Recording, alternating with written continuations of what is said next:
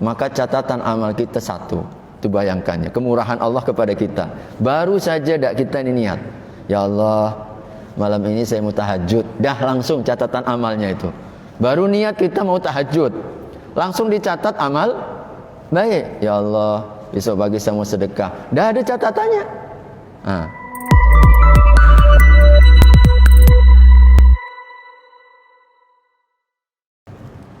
Assalamualaikum warahmatullahi wabarakatuh. Innal hamdalillah nahmaduhu wa nasta'inuhu wa nastaghfiruh wa na'udzu billahi min shururi anfusina wa min sayyiati a'malina may yahdihillahu fala mudilla lahu wa may yudlil fala hadiyalah.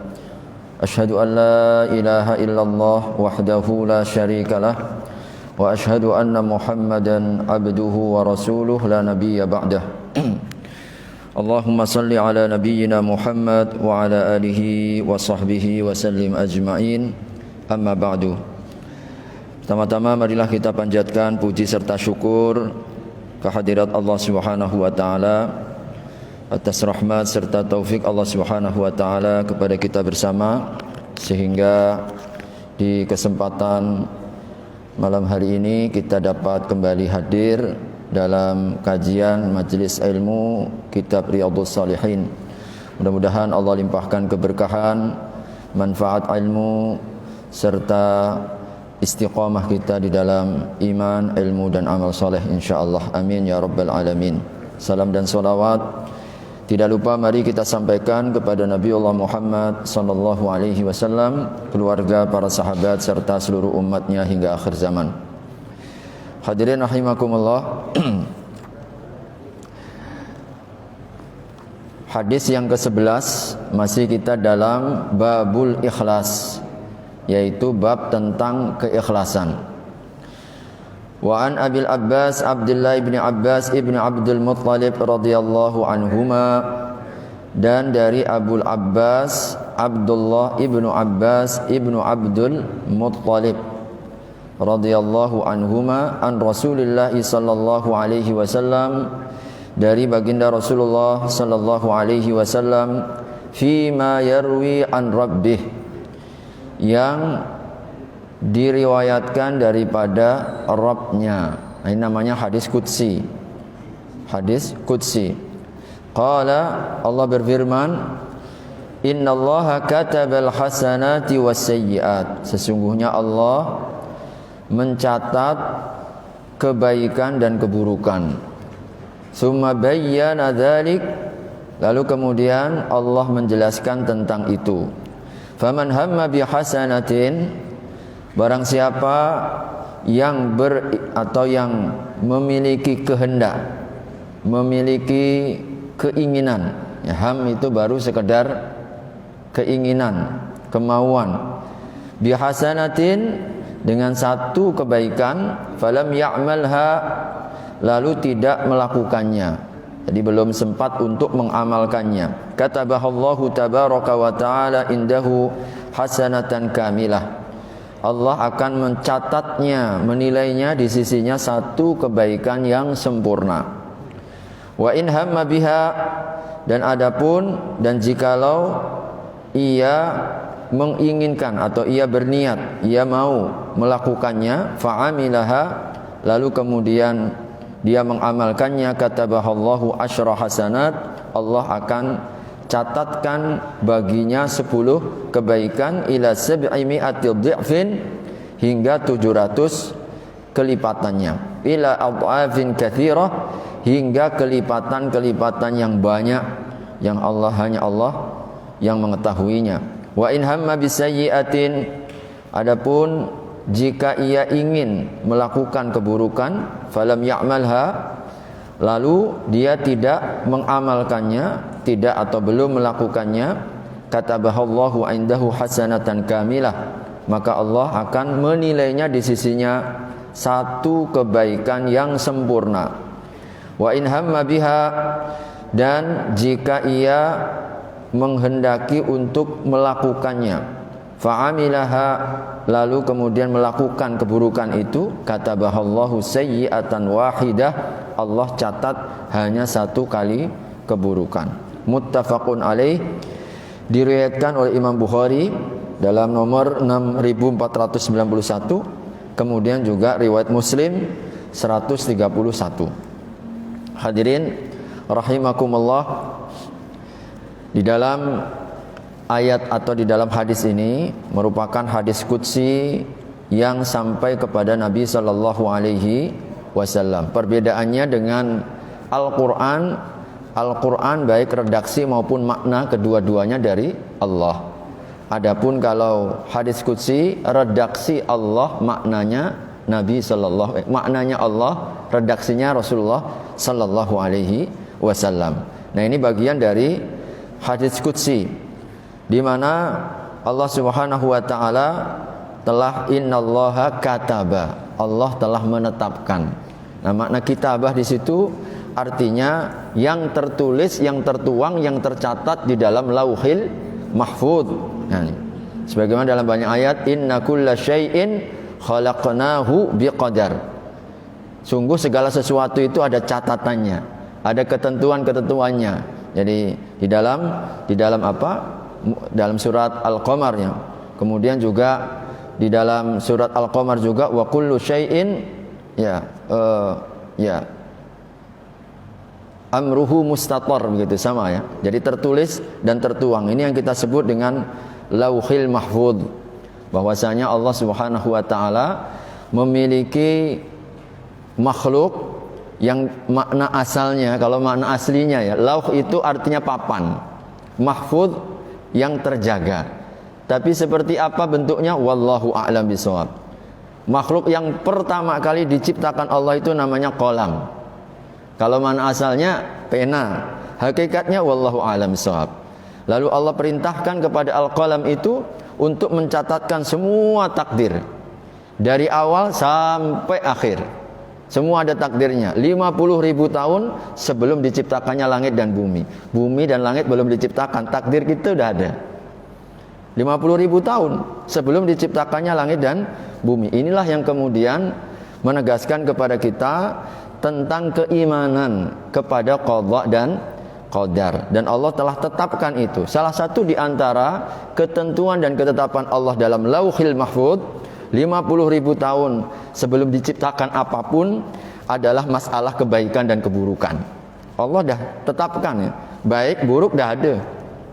Makanya kita ketika usia 120 hari, dalam hadis arba'in disebutkan 40 hari berupa sperma, 40 hari berupa segumpal darah, 40 hari berikutnya berupa segumpal daging, 120 hari atau usia 4 bulan. Kemudian Allah perintahkan kepada malaikat meniupkan roh dan mencatatkan 4 perkara. 4 perkara. Yang pertama adalah ajalnya, yang kedua adalah rizkinya, yang ketiga adalah bahagia dan sengsaranya, dan yang keempat adalah amalnya. Amalnya, 4 itu yang disebutkan. Maka ketika para sahabat mendengar, ya Rasulullah, lalu kalau begitu, kalau semuanya sudah ada catatannya, termasuk amal kita, baik dan keburukannya sudah dicatat oleh Allah, apa manfaat kita ini beramal? Apa manfaat kita seakan-akan kita ini tidak ada gunanya kalau begitu? Sebab kalau kita letih-letih beramal, lalu tiba-tiba takdir kita neraka, kan begitu kan? Atau sebaliknya, nyaman ada orang yang buruk perilakunya, takdirnya ternyata surga. Nah, maka Nabi sallallahu alaihi wasallam meluruskan pemahaman. Apa bentuk pemahamannya? Kullu setiap diri itu telah diberikan subhanallah. Jadi bahasa hadisnya itu bahwasanya setiap diri itu sudah ada ketentuannya. Setiap diri, kullu syai'in muyassarun, kullu syai'in muyassarun ya, li khalqihi, begitu. Jadi setiap diri itu akan dimudahkan oleh Allah menurut ciptaannya. Jadi setiap diri sudah ditentukan oleh Allah menurut ciptaannya. Kalau Allah takdirkan kita ini termasuk di antara penduduk surga, maka yang dimudahkan oleh Allah, yang dibuka oleh Allah, yang diringankan oleh Allah adalah amalan-amalan penduduk surga. Itu tandanya. Jadi ketika, lalu apa gunanya amal kalau begitu? Maka Nabi meluruskan pemahaman bahwasanya kita ini kalau takdir kita di Lauhil Mahfuz itu adalah penduduk surga, salah satu tandanya adalah dimudahkannya kita berbuat baik. Maka selalulah kita bersyukur dan pastikan bahwa kita ini dikehendaki Allah baik. Tapi kalau orang itu ya kullun muyassarun lima khuliqalahu, begitu bahasa hadisnya. Ketika lalu kenapa untuk amal? Fa fimal amal ya Rasulullah? Maka Nabi langsung menjawab, kullun muyassarun lima khuliqalahu. Masing-masing kita itu dah ditetapkan oleh Allah Subhanahu wa taala menurut ciptaannya di sono itu. Kita tidak tahu. Kita bersandar dengan takdir pun tidak boleh. Kita bersandar dengan qada dan takdir dilarang karena memang kita tidak tahu. Maka yang berlaku di dunia ini adalah sunnatullah. Maka lakukan. Kalau kita yang ditakdirkan dengan penduduk surga, usahalah cari dan ambil sebab-sebab yang dapat mengantarkan kita ke dalam surga.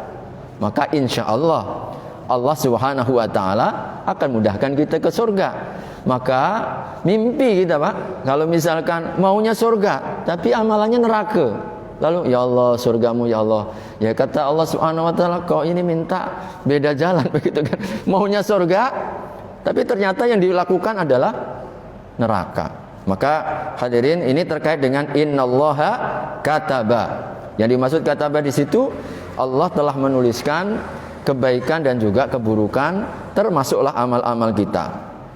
Kemudian Allah menjelaskan, dalam riwayat ini Allah menjelaskan, faman hamma. Ham itu hadirin sesuatu yang baru dalam lintasan. Kita baru ada kehendak begitu ya, ada lintasan, ada getaran dalam hati kita, kita mau apa begitu. Nah kalau kebaikan meskipun belum dilakukan, maka catatan amal kita satu. Itu bayangkannya kemurahan Allah kepada kita. Baru saja kita ini niat, ya Allah malam ini saya mau tahajud, dah langsung catatan amalnya itu. Baru niat kita mau tahajud, langsung dicatat amal baik. Ya Allah besok pagi saya mau sedekah, dah ada catatannya. Catatannya, subhanallah. Maka Allah akan catat indahu hasanatun kamilah. Bayangkan, jadi kita baru sekedar niat, catatannya satu kebaikan sempurna, hasanatan kamilah. Maka sungguh rugi betulnya kalau kita ini niat pun tidak ada, niat untuk baik itu tidak ada, bahaya itu. Kita mau niat. Maka yang salah satu di antara dorongan spirit daripada hadis ini, banyak-banyaklah kita ini berniat ya. Sebab satu kali niat lalu kemudian kita belum terlaksana dan dapat satu amal, Pak, kita satu amal sempurna di sisi Allah Subhanahu wa taala. Nah, bagaimana kalau kemudian kita melakukan, kita niat nanti malam mau tahajud. Ini dah satu amal, sebelum tidur kita udah amal, ya Allah mudah-mudahan kau bangunkan aku malam hari ini pengen tahajud. Dah dapat satu kita. Ada orang yang tidur ya begitu kan. Padahal niat ini nggak perlu waktu, nggak perlu tenaga, hanya menghadirkan dalam hati mau ya kita berbuat baik, langsung Allah catat sempurna satu amalan. Ini orang tidur dah dapat amalannya. Ada orang tidur ya, tapi satu pun amal nggak ada, rugi betul. Nah, bagaimana kalau dia lakukan, dia realisasikan, ya Allah saya mau sedekah, betul, besok paginya sedekah. Apa kata Nabi dalam riwayat hadis qudsi ini? Allah akan lipatkan 10 sampai 700. Itu bayangkan. Kelipatannya itu minimalnya 10. Man jaa bil hasanati falahu asyru amsalihha. Itu minimal dalam surat Al-A'raf. Kita ini kalau berbuat baik, satu kelipatannya minimalnya langsung Allah lipatkan 7 kali. Masya Allah, 10 kali, mohon maaf ya, 10 kali sampai 700. Kenapa sampai 700? Memang paut atau masing-masing orang itu tergantung niatnya lagi. Yang membuat kita kelipatannya tinggi, kelipatannya kita ini besar, ini ternyata kembali kepada niat kita masing-masing. Semakin tulus, semakin sempurna, maka kita akan semakin sempurna. Makanya Nabi sebutkan orang sholat itu ada yang hanya dapat 1/10, 1/9, 1/8, 1/7, 1/6, 1/5, 1/4, 1/3, 1/2. Bahkan ada orang yang nggak dapat apa-apa. Apa yang membuatnya seperti itu? Kualitas. Sama-sama di saf pertama, tapi dalam catatan Allah dia hanya dapat 50% ya. Nah, yang satu 25% ya. Yang satu lagi ada orang yang sholatnya tidak dapat walaupun 1%, 0%. Masya Allah, 0%. Nah, salah satu yang disebutkan oleh Nabi, siapa mereka? Orang sholat tapi tidak tumak ninah. Nah itu. Jadi orang sholat tapi tidak tumak ninah. Itu Nabi sebutkan. Ada orang sholat 60 tahun tidak dapat pahala. Sebab apa? Tidak menyempurnakan rukuk dan sujudnya. Langsung dijelaskan salah satu gambaran yang tidak dapat apa-apa itu tidak menyempurnakan rukuk dan juga tidak menyempurnakan sujudnya karena saking cepatnya terburu-buru. Terburu-buru. Maka ketika Nabi isyaratkan seperti itu, hadirin, ini patut menjadi perhatian kita. Sesuatu yang harus kita fokuskan, tumakninah. Jadi janganlah kita terburu-buru. Nah ini. Wa in hamma bi sayyi'atin. Nah ini. Sebaliknya, kita ini baru mau berbuat buruk. Jadi ada niat buruk lah dalam hati kita begitu kan. Mau apa begitu ya Allah. Apa misalkan saya kayaknya ini misalkan orang jualan mau ngurangi timbangan. Udahlah. Kita ini kalau nggak dikurangi ini nggak akan untung kita. Jadi baru terlintas begitu kan. Udahlah kita campur jalan. Kita mau jual motor bekas misalkan kan, kita punya niat, kita pules-pules lah, biar nanti kita dapat untung, orang tengoknya, wah mulus nih, padahal baru saja misalkan kecelakaan, tabrakan, kita pules-pules. Nah, orang kalau punya niat seperti itu, belum lagi dicatat. Beda dengan yang baik tadi, baru niat baik, langsung satu kali sempurna. Tetapi kata Allah, wa in hamma bisayyi'atin, kita punya niat buruk, falam ya'malha, lalu kita dinasihati diri, tidak boleh, tidak berkah tuh. Orang bisa kita tipu, tapi apa bisa kita nipu Allah? Kan begitu kan? Orang mungkin boleh nggak tahu, tapi Allah Maha tahu. Nggak jadilah, misalkan. Ketika nggak jadi itu, langsung dicatat oleh Allah, dibalik. Niat buruk tidak dilakukan, satu kebaikan sempurna. Tuh bayangkan, subhanallah, murahnya Allah, sayangnya Allah kepada kita. Wa in hamma, tapi kalau dia kemudian melakukannya, tetap dilajak dia. Lakukan apa yang jadi niat dan maunya itu. Allah mencatat satu kali saja. Masya Allah. Beda dengan kebaikan Pak ya, 10 sampai 700. Tapi giliran keburukan satu saja. Itu pun masih Allah tunggu. Nanti kalau dia istighfar, dia bertaubat, dia hapus sama Allah. Ya Allah. Jadi hadirin, kita kalau ya merasakan ya muamalah Allah kepada kita, malu kita Pak. Ya kan? Allah muamalahnya kepada kita itu enggak pakai tawar-tawar. Maha pemurah betul. Pemurah betul. Tapi kenapa kita ini hitung-hitungan kalau kepada Allah? Jadi kalau Allah kepada kita, kita enggak hitung-hitungan, tapi kita dengan Allah kadang berhitung begitu. Berhitung gimana ini? Gimana Ustaz? Waalaikumsalam warahmatullahi wabarakatuh. Enggak apa, langsung saja kalau ada yang mau langsung ya. Di dalam satu hadis Rasulullah mengatakan masuk surga atau masuk neraka tidak tergantung pada amalmu, tapi tergantung pada rahmat Allah. Ya. Baik. Jazakumullah khair. Ya. Jadi memang ada satu penggal riwayat yang disampaikan oleh baginda Nabi sallallahu alaihi wasallam bahwa kita itu tidak akan masuk surga kecuali karena rahmatnya.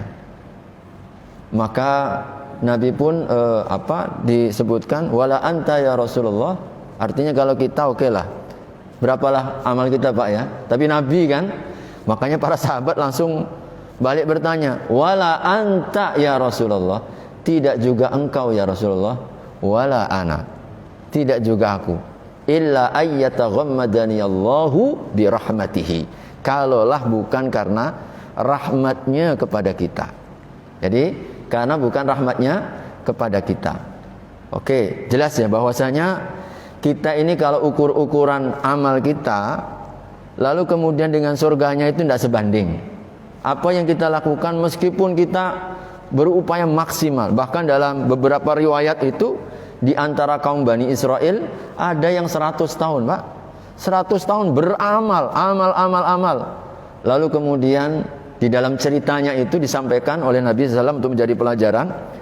Lalu kemudian ketika ditimbang oleh Allah, mau kemana? Mau ke surga. Dengan apa? Dengan amalmu. Nah, tidak cukup amalmu untuk masuk surga. Maka Allah timbang nikmat satu mata ya. Nikmat satu mata dengan 100 tahun amal ibadah gak maksiat. Ternyata 100 tahun itu tidak berapa. Tidak ada apa-apanya dibandingkan satu nikmat mata. Ini kan satu riwayat yang juga menegaskan kepada kita, jangan pernah kita ini merasa ujub begitu bangga. Baru amal tidak seberapa kita langsung banggakan diri. Kita ini tidak ada apa-apanya. Jadi pertama bahwasanya betul surga itu tempat rahmatnya Allah, dan kita tidak akan masuk surga kecuali karena rahmatnya Allah Subhanahu wa ta'ala. Namun Allah juga tetapkan kepada kita bagaimana cara kita untuk mendapatkannya. Maka cara untuk mendapatkan rahmat Allah itu perlu sebab. Kalau kita mau harta, mau dunia, perlu ada sebab. Maka rahmat Allah itu perlu juga kita peroleh dengan sebab. Salah satunya nanti di surat Al-Maidah, wa rahmati wasi'at kulla syai'in fasa'aktubuha lil ladzina yattaqun alladzina yu'tuna zakata wa alladzina yuqimuna sholata wa yu'tuna zakah wa hum bil akhirati hum yuqinun. Jadi dalam ayat itu disebutkan wa rahmati wasi'at kulla syai', dan rahmat kasih sayangku itu menyelimuti segala sesuatu. Fasa'aktubuha, aku akan tetapkan rahmatku itu kepada siapa? Alladzina yattaqun, yang bertakwa. Siapa orang yang bertakwa itu? Allah langsung sebutkan, alladzina yuqimunas shalah wa yu'tunaz zakah. Orang yang menegakkan salat dan juga orang yang menunaikan zakat.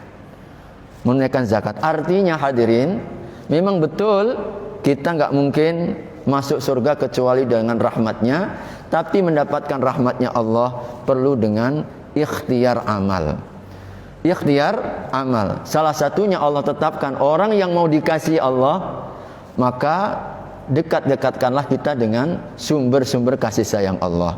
Salah satunya ya, yuqimunus shalah, ini kan menjaga hubungan baik dengan Allah, wa yu'tunaz zakah, hubungan sosialnya. Hubungan sosialnya. Maka tetap kita tidak bisa misalkan, tidak perlulah kita ini amal. Kenapa? Kita ini dengan amal tidak mungkin bisa masuk surga. Betul, bukan kita dengan amal, tapi kasih sayang Allah. Tapi kasih sayang Allah itu hanya akan diberikan kepada orang-orang yang hak untuk mendapatkan kasih sayang Allah. Nah, di mana kasih sayang Allah? Diberikan kepada orang-orang yang mau mengikuti. Jadi mau mengikuti, hadirin, misalkan kita secara manusiawi sajalah, tentu Allah maha tinggi ya dengan permisalan ini. Siapapun di antara kita, orang tua kepada anak-anaknya, seorang dosen kepada mungkin mahasiswanya, orang misalkan pimpinan dengan para karyawan-karyawannya. Kita itu secara tabi'i sayang dengan orang yang mengikuti kita. Anak-anak misalkan yang ketika diperintah baik bapak, baik ibu, sayang betul. Kita pun tidak hitung-hitungan dengan anak-anak yang begitu. Ketika dia ada keinginan, langsung kita kasih. Dengan mahasiswa juga begitu. Ini mahasiswa, semuanya tugas disampaikan. Kalau kita minta sedikit, langsung dia cekatan. Kita pun tidak tega, Pak. Mau ngasih mungkin B gitu, kasih A aja lah. Bagusnya kita katrol sedikitnya. Kita katrol sedikit biar dapat A. Kita pun tidak ragu-ragu begitu. Karena apa? Kita menilai itu bukan saya dari angka-angka kan. Bagaimana perilakunya, bagaimana keadaannya, setiap harinya hubungannya dengan kita. Seorang mungkin pimpinan yang punya pejabat dan karyawan, dia nggak akan hitungan kalau karyawan itu loyalnya dengan dia. Dengan dia. Maka itu tabiat. Begitulah Allah Subhanahu wa ta'ala. Allah itu sayang sekali dengan orang yang taat. Makanya rahmat Allah ada 100, 1 dibagi rata 99, itu hanya untuk orang-orang yang taat. Itu yang disebut dengan Ar-Rahim. Rahmannya semua dibagi rata 1, Pak, cuma 100. 1 dibagi untuk kita yang beriman, yang enggak beriman pun dibagi juga. Semuanya dapat bagian, tapi diingatkan oleh Nabi, itu baru 1. Kita tengok, Masya Allah, baru 1 dibagi, rasanya luar biasa kasih sayang Allah ini di dunia ini. Bagaimana yang 99? Baru 1 kasih sayang dibagi rata ini, perasaan kita ini tidak kurang-kurangnya kasih sayang Allah kepada kita. Ya. Bagaimana yang 99? Ini yang Allah khususkan bagi orang-orang yang beriman dan bertakwa. Oleh karenanya, insya Allah memahami hadis seperti itu, kita betul bahwasanya tidak ada yang masuk surga kecuali dengan rahmatnya. Untuk mengingatkan, jangan sampai kita ujub, sombong, sebaik apapun diri kita, setinggi apapun mungkin ketaatan kita, tapi sesungguhnya ketaatan kita meskipun dalam pandangan kita dah maksimal, tapi sedikit pun tidaklah kita ini akan mencapai, karena itu kita akan masuk surga. Nah, kecuali karena rahmatnya Allah Subhanahu wa ta'ala. Yang kedua juga, kita dengan riwayat seperti itu untuk terus mencari mana sumber-sumber atau sebab-sebab yang dapat mendatangkan rahmatnya Allah kepada kita. Itu kan sebab-sebabnya. Ya tentu tadi ada hubungan kita dengan Allah. Baik-baiklah kita dengan Allah hubungannya. Lakukan semua yang diperintahkan, termasuk baik-baik juga dengan sesama makhluknya. Nah, sesama makhluk ini kita pun diperintahkan Allah untuk Ar-Rahimuna. Orang-orang yang dirahmati itu adalah orang yang merahmati kepada sesama. Jadi man la yarham la yurham.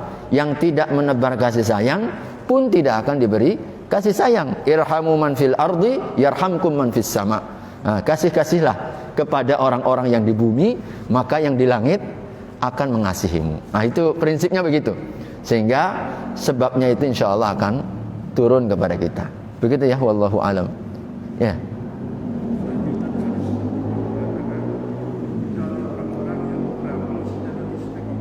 Ya. Gimana, Ustaz? Agak ya. Ya, artinya itu salah satu di antara kriteria. Ya kan, kriteria yang disayang oleh Allah itu, Allah mencintai segala sesuatu dilakukan secara konsisten walaupun sedikit. Nah, walaupun sedikit. Maka keistiqomahan itu sebagian ulama bahkan sampai dalam ungkapan-ungkapan mereka, lebih baik daripada 1000 keramat. Al-istiqamatu khairun min alfi karamatin. Kita ini kalau dihadiahkan oleh Allah, dirizkikan oleh Allah, dibantu oleh Allah untuk bisa istiqomah, jauh-jauh lebih utama dibandingkan kita mendapatkan 1000 keramat. Maksudnya keramat itu kemuliaan yang sifatnya zohir. Mungkin orang bisa ini, bisa itu dan seterusnya. Tapi kalau dia tidak istiqomah, tidak ada nilainya. Mungkin kita tidak punya kemuliaan apa-apa, asal kita ini dibukakan oleh Allah pintu istiqomah, itu dah jauh lebih dahsyatnya. Makanya para ulama sampai mengatakan, jangan pernah engkau tertipu, ya. Jangan sampai engkau tertipu kalau ada orang yang bisa berjalan di atas air, bisa terbang di udara, nah, tapi dia nggak terjaga amal-amalnya. Nah, jangan sampai kita tertipu, sebab boleh jadi itu bukan ukuran. Bukan ukuran orang bisa menghilang ketika ditembak misalkan, tidak ngapa-ngapa misalkan. Itu bukan ukuran. Ukurannya nggak itu. Ukurannya adalah istiqomah. Jadi istiqomah. Makanya kemarin di mana ya, di majelis taklim. Oh ya, saya di salah satu majelis taklim, saya ditanya, Pak Ustadz, sekarang katanya ada wali namanya wali jadzab. Apa itu wali jadzab? Wali yang apa, salah ilmu atau apa begitu ya. Itu istilah, Pak, ya, istilah. Jadi artinya apa? ada orang yang secara zahir itu kelihatannya gila, tapi dia itu wali begitu. Tapi itu dia wali. Makanya harus berhati-hati. Saya katakan kita dalam hukum hanya dibebankan apa yang tampak. Apa yang tampak secara hukum. Maka istilah itu pun juga tidak ada istilahnya dalam Al-Quran maupun juga istilah dalam hadis. Jadi istilah wali jadzab itu ya, wali yang ya kalau kita zahirnya dia itu orang gila begitu, maka kita menghukumi apa? Menghukumi apa yang tampak. Tampaknya gila, misalkan orang nggak pakai baju, pakai celana pendek, lalu kemana-mana ketawa-tawa begitu ya, kita katakan apa? Oh, dia itu wali. Siapa yang bisa memastikan dia itu wali?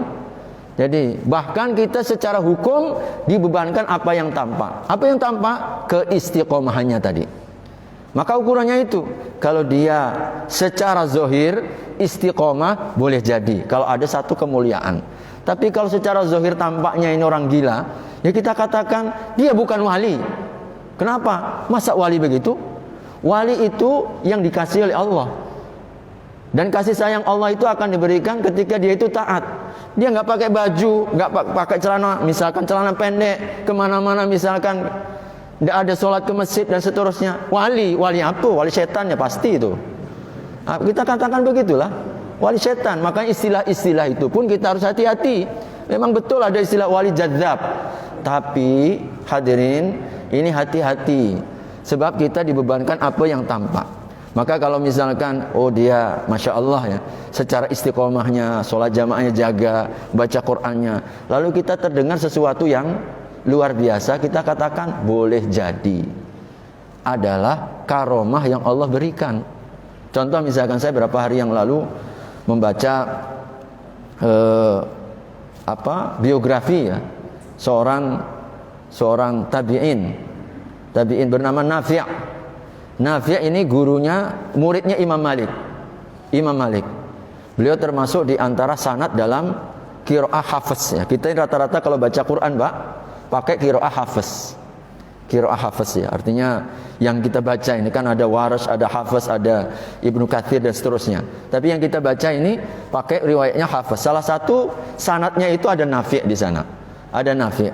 Beliau salah satu nilai keistimewaan ini namanya kita sebut dengan karomah. Setiap kali baca Quran yang tercium minyak kasturi. Baca Quran yang tercium minyak kasturi. Kita Pak kalau baca Quran apa yang tercium? Air liur. Air liur. Ini setiap kali baca Quran orang yang di sekitarnya minyak kasturi. Sampai ada salah satu di antara murid atau jamaah temannya, aku melihat setiap kali engkau baca Quran kami tercium bau minyak kasturi. Apakah engkau ketika hendak membaca Al-Quran minyak kasturi disemprotkan begitu ya? Disemprotkan baru. Apa kata Imam Nafi' ini? Enggak pernah aku. Cuma aku pernah bermimpi. Nah ini, bermimpi bertemu Nabi, lalu Nabi meludahiku. Diludahi di bagian mulutnya. Setelah itulah aku pun juga nggak ngerti. Setiap kali membaca yang tercium bau minyak kasturi. Masya Allah. Mimpi ketemu Nabi, lidahnya beliau diludahi oleh Nabi. Bayangkan hadirin, Imam Nafi' dan beliau, nah ini makanya istiqomahnya itu ya. Beliau ini ngajar Quran di Masjid Nabawi, tidak pernah pergi sholat di Masjid Nabawi, tidak kurang 60 tahun sampai akhir masa hayatnya. Masya Allah, sampai keistimewaannya begitu. Ngajar ngaji 60 tahun. Yang diajarkan Al-Quran, dia termasuk pemilik sanad dari Nabi Sallallahu Alaihi Wasallam. 60 tahun di dekat di Masjid Nabawi, sholatnya di situ, ngajar ngaji di situ. Ah ini baru orang istiqomah ini. Kita katakan karomah ini, insya Allah. Kebaikan yang Allah segerakan di dunia ini, subhanallah.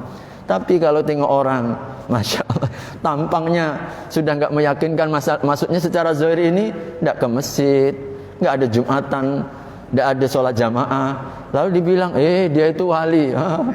Kita katakanlah, pastikan yaitu walinya setan. Ya, walinya setan. Sebab apa? Ukuran kita ini istiqomah, Pak. Lagi-lagi kadang kalau kita dengar dia ini wali, kalau setiap Jumat pergi Jumatannya di Mekah sana itu, Nggak level kalau di Masjid Al-Muqarrabin. Tiap Jumat di masjid sana. Dia lupa masjid kalau di sana sini Jumatan, sana baru jam 9 pagi. Baru jam 9 pagi. Mana ada kita Jumatan ya. Jumatannya nggak sama. Cuma waktunya beda. Tapi itulah kadang-kadang di masyarakat kita, ya ketika ilmu ini lemah, maka mudah sekali terpengaruh. Kita dulu masih ingat ada anak kecil. Itulah kadang-kadang dukun ponari, Pak ya, masih ingat ya? Dukun ponari, di mana-mana datang. Ya Allah, katanya ini batu bertuah. Yang begini-begini nih. Jadi makanan setan ini. Jadi, nah ini yang kadang-kadang kita mesti berhati-hati insyaallah. Ini kayaknya satu hadis saja ini ya. Tiap pertemuan.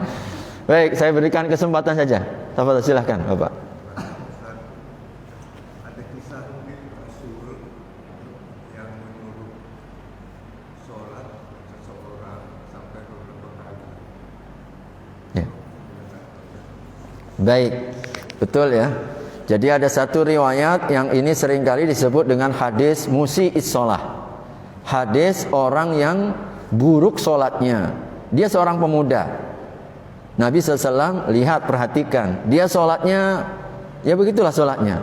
Setelah selesai salam dipanggil. Balik, kau belum sholat. Sholat lagi. Tanpa dia minta petunjuk. Bagaimana cara sholat yang benar. Balik lagi seperti diulang, tidak ada bedanya. Setelah salam panggil lagi. Balik kau sholat. Kau belum sholat. Sholat sampai kali ketiga. Ketika selesai sholat yang ketiga, tidak ada perubahan. Dipanggil lagi oleh Nabi. Wahai pemuda, balik kau sholat sebab engkau belum sholat. Barulah saat itu pemuda ini sadar. Ya Rasulullah, tolong ajarkan kepadaku sholat. Baru masuk di sini. Nah tadi pada 3 kali pertama dia merasa tahu. Nah ini apa Pak? Jadi artinya orang yang merasa tahu ini sulit kalau diberitahu. Paling susah itu orang yang merasa pinter, merasa berilmu, nggak akan pernah masuk. Alias orang sombong ini kan. Makanya sampai dia siap, baru kali ketiga dia baru sadar. Oh, ternyata memang saya salah ini sholatnya. Yang betul gimana ya Rasulullah? Maka Rasul ajarkan dan sangat ditekankan dalam riwayat itu. Riwayat tentang apa? Riwayat untuk senantiasa menjaga tumakninah. Kalau engkau ruku, tumakninah. Kalau engkau itidal, itmain. Kalau engkau sujud, sumatmain. Kalau engkau duduk di antara 2 sujud, sumatmain. Begitu. Sehingga tumakninah karena sering-sering diulang, dan juga Nabi SAW tekankan kepada pemuda ini yang sampai 3 kali ditegur sholatnya salah, adalah rukun dalam sholat. Maka orang kalau sholatnya nggak pakai tumakninah, tidak sah. Makanya tadi disebutkan dalam riwayat At-Tirmidzi itu 60 tahun sholatnya nggak diterima karena rukuk dan sujudnya tidak sempurna. Jadi tidak sempurna ini semakin juga menguatkan dalil yang lain bahwa tumakninah dan kita tenang ya. Tumakninah itu kalau bahasa gampangnya itu tenang. Saat kita melaksanakan sholat, bagian dari rukun ya yang harus kita jaga. Jadi begitu ya. Wallahu a'lam bishawab. Silakan, masih ada? Tafadhol.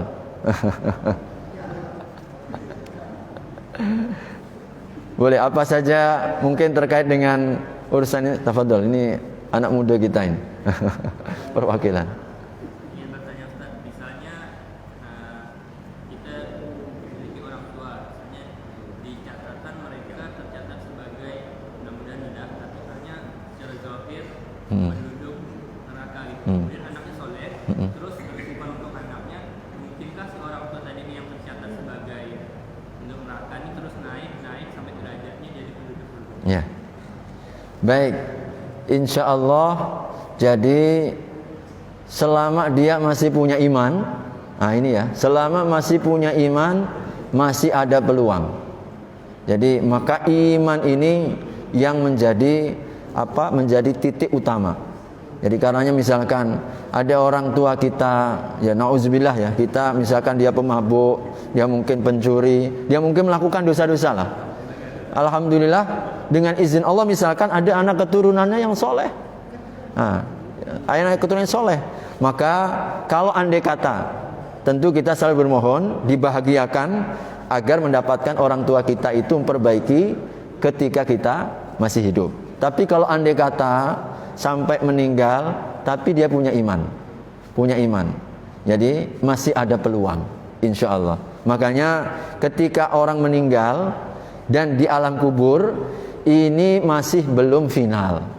Finalnya nanti dihisab. Finalnya dia masih ada peluang. Maka ini yang perlu kita kejar. Jadi yaitu apa? Doa anak-anak yang soleh. Mungkin dia punya dosa, tapi kalau kemudian dikirimi terus ya. Dulu awalnya dosanya lebih banyak dari amalnya. Ketika dia meninggal, mungkin dia mendapatkan siksaan, tapi anaknya soleh, selalu ingat, mendoakan, dia akan tambah. Setiap kebaikan yang dilakukan oleh anak, insya Allah mengalir kepada orang tuanya. Itu prinsipnya dalam syariat. Sebab Nabi mengatakan al-waladu min kasbi abihi.